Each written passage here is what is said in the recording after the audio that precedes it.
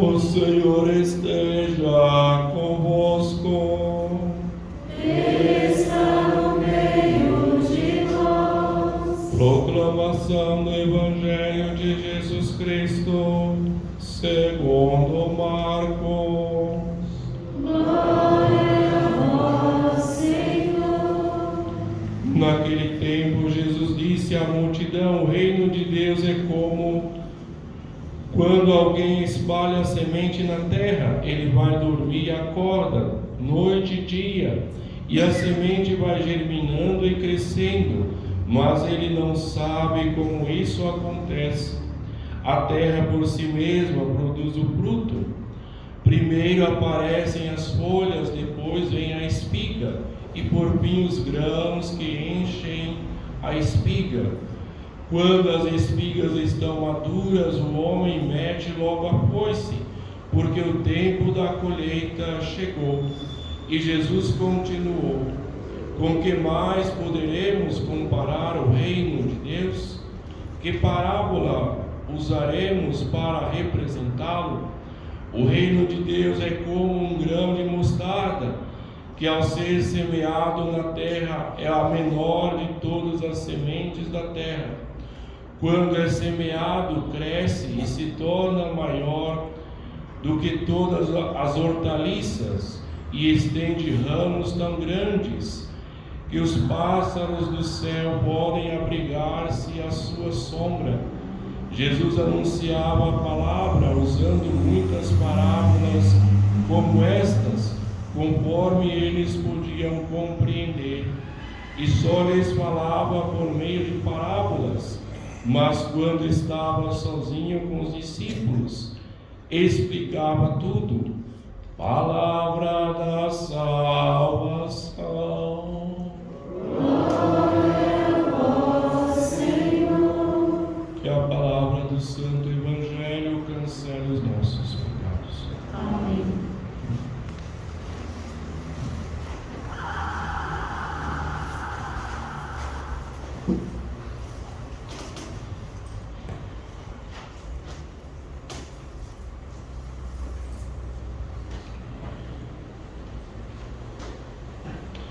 O profeta Ezequiel, ele viveu um tempo difícil, onde o Nabucodonosor havia destruído o templo de Deus, o templo grandioso de Deus, havia deportado o povo de Israel, havia matado o rei, havia matado também o filho do rei.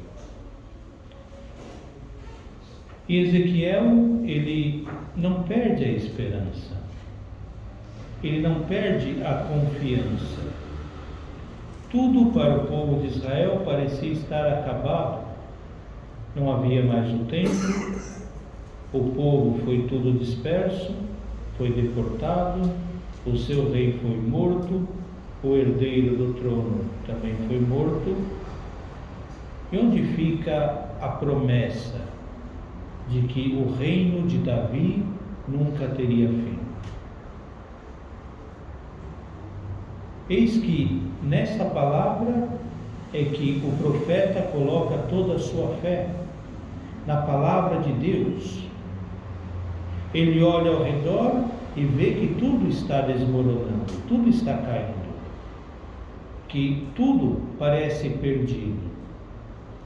Só que ele não coloca a sua fé nas coisas que estão acontecendo.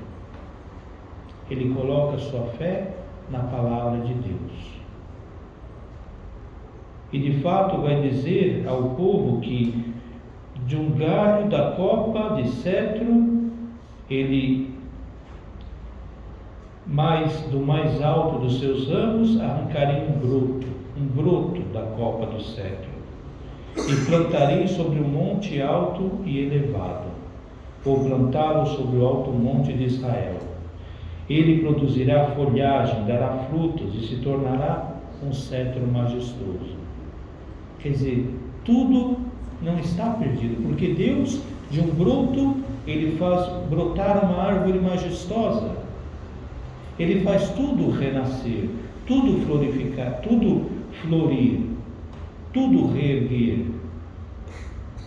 Porque esse é o nosso Deus. O Deus que realiza aquilo que promete. Não é um Deus que fala sem ter autoridade, sem pensar. É um Deus que está ao controle de tudo. E Ele garantiu que a sua promessa não teria fim. O reinado de Davi não teria fim. E de fato, Jesus, o filho de Davi, veio para reinar, mas não para reinar como nós queremos, porque Deus, Ele tem um projeto que não é o nosso. Os nossos projetos são projetos ambiciosos, mesquinhos, pequenos. Deus, Ele tem um projeto para todos, onde conduz todos para a salvação. Então chegou o tempo daquele reinado terreno acabar, até que viesse nosso Senhor Jesus Cristo, o Rei do Universo, o Senhor dos séculos, onde reinaria e onde reina eternamente. Então, Ezequiel, ele não perde a sua fé, ele não perde a sua esperança, e vai dizer ao povo para que tem que ter paciência, tem que saber esperar, tem que saber confiar em Deus, permanecer junto com Deus e não desesperar, e não se desviar do caminho, se vender a outros deuses, mas permanecer com o Deus único, verdadeiro. E é isso que nós vemos também no Evangelho, que Jesus vai dizer em parábolas, que o reino dos céus é como uma semente jogada na terra, onde o agricultor, o camponês, ele não vê, ele não sabe como acontece. Ele só vai lá, ele prepara a terra, planta a semente e depois espera. Vai lá, rega, mas tem que esperar. Ele tem que esperar o momento certo para que a semente brote, dê seus frutos e o fruto esteja bom para a colheita. E assim como não se vê, não se sabe como, nós também não sabemos como o reino dos céus está agindo no nosso meio, mas Ele está agindo. Ele está agindo. Deus age no nosso meio. Nós não vemos, muitos não veem, alguns conseguem entender, enxergar, compreender, mas não compreende totalmente. Mas Deus, Ele está agindo, Ele está fazendo brotar a semente do Evangelho no coração das pessoas, no nosso meio, no seio da igreja. E em vários lugares, Deus está agindo. Então muitos perguntam, mas onde está Deus? Tanta maldade, tantas coisas. Cadê Deus que não coloca um fim nisso, um basta nisso? Temos que ser como o agricultor, como o camponês, que não enxerga, não sabe como, mas tem que esperar. Porque o camponês, o agricultor, ele não consegue, com suas forças, fazer com que a semente brote mais rápido. Ele tem que esperar. Talvez hoje, com as químicas, com as coisas todas, pode até ser que ele consiga adiantar um pouco. Mas tudo tem o seu tempo. E Deus não vai envenenar algo que é bom, para que brote logo, para que depois faça mal. Ele vai Ele tem o tempo certo. E nós somos chamados a esperar, aguardar, preparar a terra, colocar fé nesta palavra, colocar fé em nosso Deus, não entrar em desespero, não nos desesperar, mas viver pela fé. É o que o Paulo vai dizer, que nós devemos viver pela fé. Nós estamos vivendo pela fé, não pela carne, não pela coisa das carnes, mas pela nossa fé. Por isso somos chamados a confiar em Deus, esperar em Deus e entender, tentar entender o agir de Deus no nosso meio. Porque se Deus não está em alguns lugares, é porque, é claro, se nós, que somos homens, se a humanidade não aceita Deus, como é que Ele pode entrar? Se a humanidade escolhe o dinheiro, escolhe a mamona, como é que Deus pode entrar? Se as pessoas rejeitam Ele. Somos nós que devemos acreditar, confiar, esperar e alimentar a nossa fé. Alimentar a nossa fé com essa palavra. Esta é a semente que nós devemos colocar sempre na nossa terra, para que a fé permaneça viva, forte. E de uma semente pequena, como grão de mostarda, Deus faz uma coisa grande, uma árvore grande. Então não devemos ter medo, não devemos desconfiar de Deus, não devemos contar com as nossas forças, porque é Deus que age, é Deus que faz acontecer, é Deus. Nós temos que preparar a terra, temos que adubar a terra e temos que receber a semente da palavra em nós e deixar com que essa semente floresça, dê frutos, mas nunca desconfiar de Deus, nunca desesperar de Deus. Temos que permanecer firmes com Deus, aconteça o que acontecer.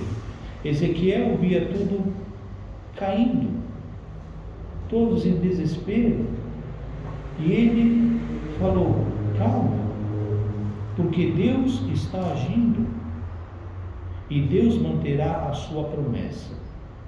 Deus manterá a sua promessa também a cada um de nós. E se Deus mantém a sua promessa para nós, nós teremos tudo de bom. Talvez não nessa terra, mas na vida futura teremos o que é de melhor para nós, o que Deus pensou de melhor para nós, porque Deus quer ver a felicidade dos seus filhos.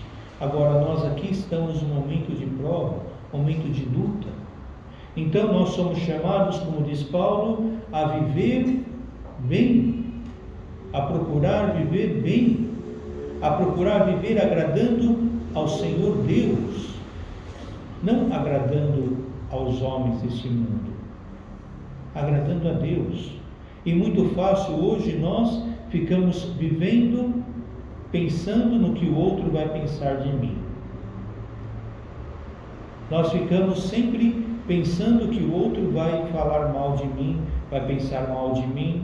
Então nós vivemos sempre para dar por aparência.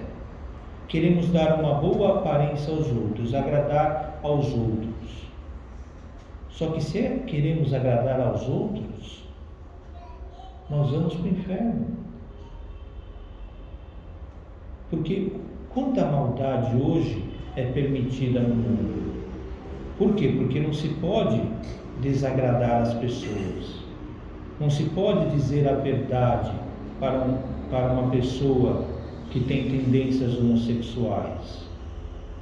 Tem que aceitar ele do jeito que ele é. Eu não posso dizer a verdade. a verdade do Evangelho. Eu não posso dizer a verdade a favor da vida. Então eu tenho que respeitar todo mundo, e com isso a verdade ela vai sumindo, vai desaparecendo, e vivemos de ilusão. Vivemos num mundo onde nada é certo, onde tudo é incerto, e onde a mentira é solta, é livre, e aquilo que é mentira é vista como verdade. Por quê? Porque nós queremos agradar aos homens. Estamos esquecendo que nós devemos dar contas a Deus. Devemos nos voltar a Deus, porque é Ele que nós devemos dar conta. E é Ele que pode salvar a nossa vida. É Ele que pode nos condenar ou nos levar para o paraíso. Agora, Deus ele não quer levar ninguém para o inferno. Só que se nós nos voltamos contra Ele, Ele não pode fazer nada, porque Ele nos deu o livre-arbítrio. Por isso, irmãos, vivemos, procuremos viver alimentando a nossa fé com essa palavra. Quanto tempo levamos durante o dia para ler essa palavra? Às vezes pode ser que passamos o dia inteiro e não abrimos a Bíblia, não lemos a palavra de Deus, nenhum versículo. Como é que nós podemos ter confiança em Deus se não nos alimentamos da sua palavra? Se apenas vivemos a nossa vida preocupados com tantas dívidas, tantas coisas que devemos fazer, e esquecemos que o que importa no final da nossa vida, o que vai importar é o quanto vivemos essa palavra, o quanto nós tivemos e crescemos na nossa vida, na amizade com Deus, na amizade com nosso Senhor Jesus Cristo, o quanto nós crescemos na amizade, no relacionamento com Deus. Isso é que importa. Se passamos a vida inteira e não crescemos numa amizade com Deus, com nosso Senhor Jesus Cristo, como é que podemos estar tranquilos? Aí sim somos fracassados. Porque o parâmetro para a nossa vida, quer dizer, Deus, Ele não vai perguntar o quanto temos do banco, não vai perguntar o quanto fizemos de ações financeiras, não vai perguntar se nós fomos heróis, fomos os melhores, se fomos os mais estudiosos. Ele vai perguntar o quanto você soube viver essa palavra, o quanto você procurou me amar, me conhecer, me servir, o quanto você procurou ser testemunha dessa palavra, o quanto você viveu me amando, colocando em prática meus preceitos. É isso que vai ser pesado nos nossos últimos dias, quando nós partirmos. Por isso, irmãos, procuremos nós fazer nossas escolhas, procuremos nós não ir atrás deste mundo, das correntes deste mundo, querendo agradar as pessoas. Nós devemos agradar a Deus nós devemos agradar. É a Ele que nós devemos dar conta da nossa vida. E à medida que nós crescemos nesse relacionamento com Deus, nós saberemos, aprenderemos o quanto é importante permanecer com Ele, o quanto é importante nós nos aproximarmos cada vez mais dEle, porque Ele é o nosso sustento, é Ele a nossa força, é Ele que fará germinar em nós a força para vencermos todas as tentações desse mundo, para vencermos todas as ciladas desse mundo, para vencermos as guerras que iremos enfrentar durante toda a nossa vida. É Ele a nossa força. É dele que vem a força para vencermos este mundo. Porque nós, por nós mesmos, só somos pecadores. Não podemos vencer nada. Que o Senhor possa nos ajudar cada vez mais a permanecer com Ele, a conhecê-lo, a guardar essa palavra, a deixar com que essa palavra, essa semente da palavra, frutifique em nosso coração e que nós possamos ter a paciência de esperar em Deus, a paciência e a humildade. Ser humilde é o que Deus espera de nós. Os arrogantes serão todos renegados por Deus. Os humildes é que vencem o mundo. Com a humildade se vence o mundo. Que nós possamos imitar nosso Senhor e caminhar cada vez mais para Ele.